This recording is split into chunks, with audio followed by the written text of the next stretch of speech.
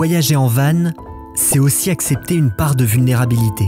Vous pouvez être la personne la plus forte au monde, mais si vous dormez seul, au milieu de nulle part, et qu'une voiture débarque avec 4 personnes à bord qui décident de vous agresser, honnêtement, vous ne pourrez pas faire grand-chose. Il y a une voiture qui est arrivée, il y a 4 mecs qui sont sortis. Ils étaient, mais alors bourrés comme pas possible, mais genre ils puaient l'alcool, c'était une infection. Évidemment, il y en a un qui est venu de suite me parler pendant que j'étais avec le drone. Le problème, c'est qu'on ne peut jamais savoir à l'avance quelles sont les intentions des gens. Et justement, pendant que je faisais voler mon drone, une voiture est arrivée avec 4 personnes à l'intérieur qui avaient beaucoup bu et ont très vite été intéressées par nous et notre véhicule. Ah oui, et petit rappel, on est actuellement au Chili. Même si ce pays n'a pas spécialement la réputation d'être dangereux, on est toujours un peu plus méfiant quand on est à plusieurs milliers de kilomètres de chez soi. Donc ça c'est moi, Damien, et lui on va l'appeler Georges. Je n'ai pas pu filmer son arrivée parce que mon drone était trop loin, mais dites-vous bien que ça fait déjà 10 bonnes minutes que Georges, probablement avec 3 grammes dans le sang, me fait un monologue en espagnol, et qu'il a déjà essayé de me prendre plusieurs fois dans ses bras pour que je lui fasse un câlin. Et bon, Georges, je le connais pas moi. Je ne sais pas s'il s'est vomi dessus ou si ses potes l'ont balancé dans l'océan, mais ses vêtements sont trempés et couverts de sable. Heureusement, au bout d'un moment, Georges décide de retourner voir ses amis. En réalité, il m'a fait le coup 3 fois déjà, il part, puis revient 30 secondes plus tard. Mais là, je sens que c'est la bonne, il s'en va pour de bon. Ah, et l'autre, celui qui fait pipi contre la voiture, on va l'appeler Marcel. Et après avoir crié en espagnol « Oh, le français !», lui aussi vient me parler. Sur le moment, il n'a pas l'air bien méchant non plus, il sent fort l'alcool, mais ça s'arrête là.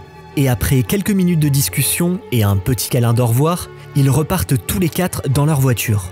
Mais du coup, comment réagir dans ce genre de situation ? Alors dans les cas comme ça, c'est toujours un peu délicat je trouve, parce que nous on est 2, on est dans une zone, on n'est pas très reculé, hein, il y a des maisons pas très loin. Mais bon, on sait jamais comment ça peut se passer, donc moi dans ces moments-là, je fais toujours le gentil, je souris, je parle un peu. Mais j'avoue que bon, quand t'as le mec, il était vraiment dégueulasse, il était complètement bourré et tout ça, et qui vient te faire des câlins comme ça, en plus j'avais le drone dans les mains, j'étais en train de piloter le drone, je vais essayer gentiment de lui faire comprendre, je lui disais comme pour les policiers corrompus, je disais « Ah, no hablo espagnol, no entiendo ». À l'étranger, la technique de no hablo espagnol fonctionne plutôt bien. Même si certains arrivent à tenir un monologue pendant un moment, au bout d'un certain temps, ils finissent tous par abandonner. Mais il m'a tenu la jambe quand même pendant, je pense pendant 5 longues minutes. En plus j'ai tout filmé avec le drone du coup. On se dit qu'ils vont pas revenir. Je me suis amusé à les suivre un peu au drone et je les ai vus, ils sont vraiment partis. Alors oui, certains diront qu'on aurait dû changer de spot, surtout que la nuit était en train de tomber et qu'ils pourraient revenir. Mais honnêtement, ils n'avaient pas l'air bien méchants. Et avec le drone, j'ai pu vérifier qu'ils étaient bien partis. Quand il a repris sa voiture, le mec, il y a un moment, je me suis dit putain, mais lui, il va nous faire un tout droit vers la falaise. Mais non, ça va, il avait l'air de savoir rouler en étant ivre-mort. Donc voilà, donc nous allons passer la nuit ici.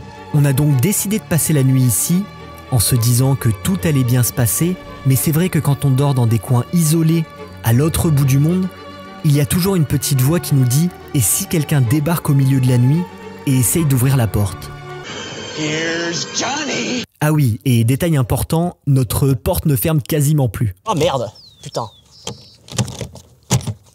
Ouais, elle se bloque un peu. Je me demande si elle a pas gonflé ou il y a pas un truc. Bon bref, attention, je vais essayer de refaire bien. Et non, putain, c'est ouf. Ah, cette porte. Mais bon, je vous rassure, personne n'est venu nous déranger pendant la nuit. Bon, c'est fou là, on allait reprendre la route.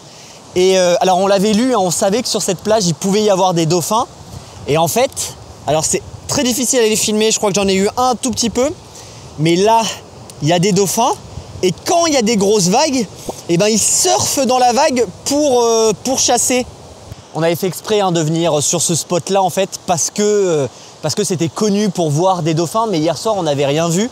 Et là ce matin ils sont là et c'est impressionnant de les voir. Ils sont pas très gros et nous on est quand même assez loin. C'est pour ça que c'est très difficile à filmer. Mais des fois là dans les vagues on peut voir un petit dauphin en train d'essayer de surfer la vague pour... Enfin un petit, il y en avait plusieurs, c'était un groupe de dauphins qui surfent la vague et apparemment c'est pour chasser. Et je pense que ce lieu est un lieu aussi d'alcoolisme fort parce que juste derrière moi, je sais pas si on va les voir, mais il y a 2 mecs, il est 8 h du matin. Il y a 2 mecs qui viennent d'arriver avec un pick-up et ils sont en train de se boire encore de la bière. Ils ont l'air d'être complètement bourrés.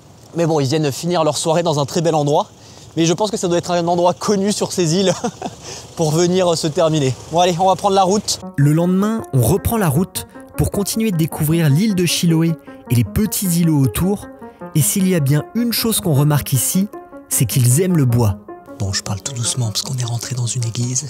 Mais c'est la première fois qu'on peut rentrer dans les églises qu'il y a là sur l'île de Chiloé.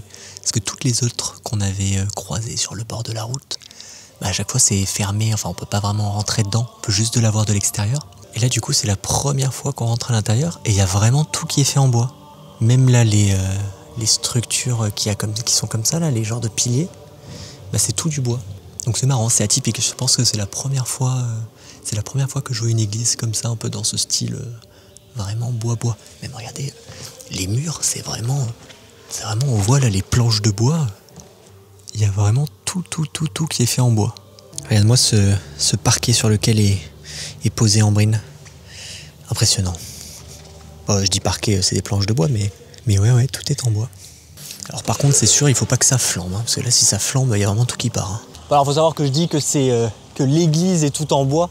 En fait, c'est presque tout le village et beaucoup des villages qu'on traverse là sur les îles de Chiloé. Et les maisons, ouais, elles sont toutes construites en bois. Après, c'est sûr, ils ont de la forêt, ils ont du bois autour, donc mais ouais, c'est marrant. C'est le style un peu des îles de Chiloé. Ces constructions, ces maisons, ces églises, tout construit en bois. Pour la 3e ou 4e fois en 3 jours, on prend encore une barque pour rejoindre un de ces petits îlots et trouver un endroit pour dormir. Bon allez, deuxième petit bateau de la journée. Par contre, c'est ouf, mais c'est quand même la 3e ou 4e fois qu'on prend ces petites embarcations. J'ai l'impression qu'il y en a plus que le métro à Lyon. Genre vraiment, on n'attend jamais. C'est à chaque fois, on se pointe. Il y a toujours un bateau qui est en train d'arriver. On attend, on monte. Là, ça fait quoi? Ça fait même pas une minute qu'on est monté dans le bateau. Et je crois qu'on part déjà. Et on va déjà partir. Donc allez, direction l'île. Et après, il faut qu'on se trouve un endroit pour dormir. Pour rappel, la dernière fois qu'on a voulu se poser tranquillement sur une plage comme ça, on s'est fait attaquer par des centaines de temps. Donc on espère vivre une expérience un peu plus paisible cette fois-ci. Bon, je pense qu'on s'est trouvé un endroit pas trop mal là. On est posé là sur la plage quasiment. Alors on n'est pas exactement sur la plage, on est sur l'endroit où il y avait un petit peu d'herbe. Il y a plein de Chiliens. Là on est dimanche, c'est pour ça. Regardez, la femme elle a creusé un trou mais énorme. Il y a plein de Chiliens qui sont sur la plage là tranquillement. Alors par contre il y a les bêtes là, les trucs qui tournent autour là. Ils me tournent autour tous là, je sais pas ce qu'ils ont. Ils ont pas l'air d'être si agressifs que ça, mais c'est un peu relou, j'avoue. Donc je pense que ce soir, on va se mettre là, on n'est pas trop mal quand même. On passe donc la nuit au bord de cette plage, face aux montagnes enneigées de la Cordillère des Andes, qui seront justement notre objectif des jours à venir. Bon, on va quitter cette plage. Je vais regonfler les pneus là parce que vous l'aviez vu dans une vidéo, on avait une grosse hernie sur les pneus. Donc maintenant on essaie de faire un peu plus attention, même si j'avoue que ça fait un moment que j'avais pas vérifié. Alors cette plage, je vous avoue que magnifique l'endroit, mais on a eu le même problème en fait que sur l'autre île où alors le matin là comme ça ils sont pas encore trop actifs, mais on n'arrive pas à savoir ce que c'est. Ça a pas l'air d'être un truc qui pique ou autre, mais voilà, c'est comme si vous aviez plein de bourdons à partir de 10 h du matin. C'est comme si vous aviez des grosses abeilles ou des gros bourdons qui tournent non-stop autour de vous. Genre autour du van, il y a un bourdonnement constant.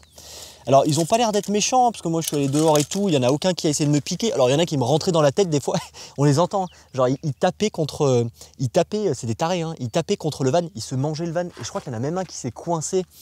Donc bon, la plage était belle, mais c'est vrai que dès que tu sors à partir de 10 h du matin, t'as je sais pas ce que c'est parce qu'il y a les fleurs et tout ça, mais ils sont, voilà, ce qui tourne un peu autour de moi, et ils peuvent être 10 à tourner autour de toi et des fois à te manger, à te prendre la tête, et du coup c'est vrai que ça cassait un peu le côté super agréable de cet endroit. Mais bon, c'est pas grave. Donc là ce qu'on va faire, c'est que moi je vais juste très rapidement, alors il faut que je démarre le moteur après, mais ça faisait trop de bruit sinon, je vais revérifier là tous les pneus et les regonfler un petit peu.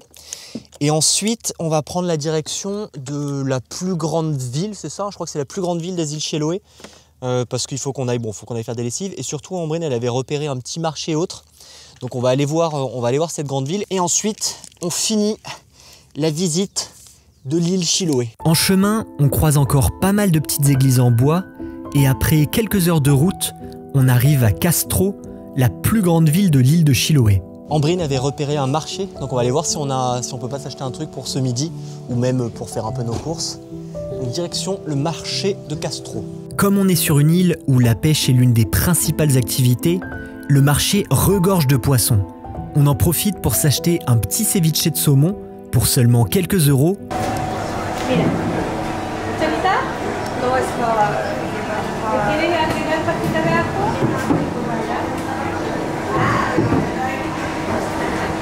C'est là. Non, je te prends. Je sais pas si tu vas aimer en fait. Non, mais je vais pas en prendre. Si. Mais ce qui attire surtout notre attention, c'est ça. Alors oui, ça n'a pas l'air très appétissant au premier regard, mais en réalité, ce sont simplement des algues, du kochayoyo, si je le prononce correctement. Et après le marché, devinez où on est allé. Bon, et comme on est dans la plus grande ville de l'île de Chiloé, et que l'île de Chiloé, c'est connu pour toutes ses églises, on s'est quand même dit qu'on allait aller visiter l'église de la capitale de Chiloé. Et bah franchement, d'extérieur, alors elle paye vraiment pas de mine parce que elle est, on dirait limite qu'elle est en ruine un peu, mais d'intérieur, elle est toute en bois, 100% bois comme les autres églises. Et franchement, ça rend trop bien en fait les églises en bois comme ça. Je pense que c'est une des plus belles églises qu'on a vues d'Amérique ou d'Amérique du Sud en tout cas.